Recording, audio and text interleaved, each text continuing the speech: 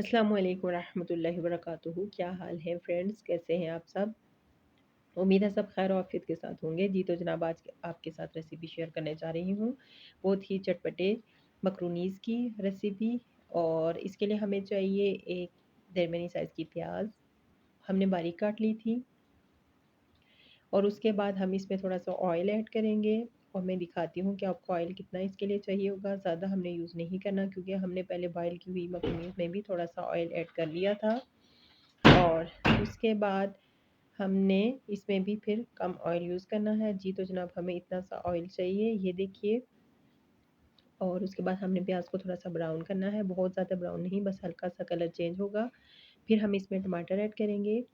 और रमज़ान का आज दूसरा रोज़ा भी माशाल्लाह से गुज़रा और बहुत अच्छे रोज़े गुज़र रहे हैं। जी, तो हमने टमाटर लेने हैं 2, ये देखिए, एक दरमियानी साइज़ का और एक छोटे साइज़ का। 2 हमने हरी मिर्चें ले ली हैं, वो भी हमें इनके साथ ग्राइंड करनी है। ये हमने ग्राइंड करने हैं और इसका हमने पेस्ट बना लेना है।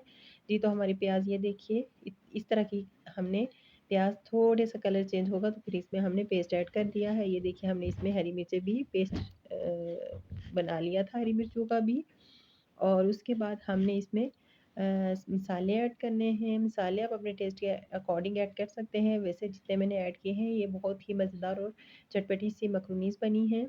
और ये देखिए, हाफ़ टी स्पून हमने इसमें हल्दी, हाफ़ टी स्पून लाल मिर्च, हाफ़ टी स्पून जो धनिया है वो, और 1 टी स्पून हमने नमक, और 2 जो है इसमें टीस्पून हमने मैक्रोनीज़ का मसाला ऐड किया है।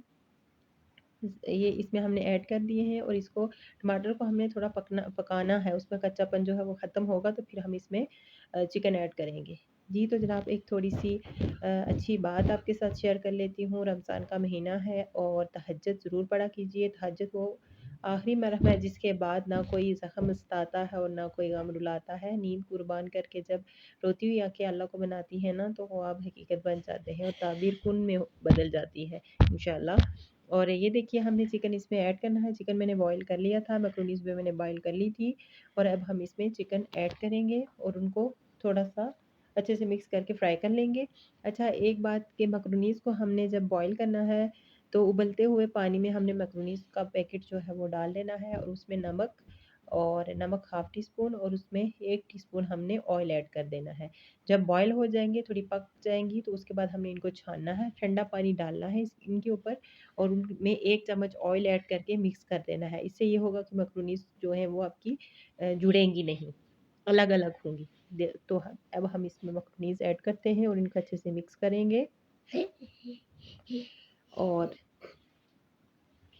अच्छे से मिक्स करने के बाद हमारी मखरूनी तकरीबन रेडी है। सिर्फ 2-3 मिनट हमने इनको मिक्स करना है और लो फ्लेम में हमने इनको अच्छे से मिक्स करके फ्राई करना है थोड़ा-सा, ताकि टेस्ट डेवलप हो जाए।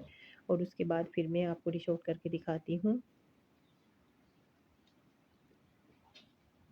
और मुझे एक और बात याद आ रही है, तहज्जुद से रिलेटेड ही है।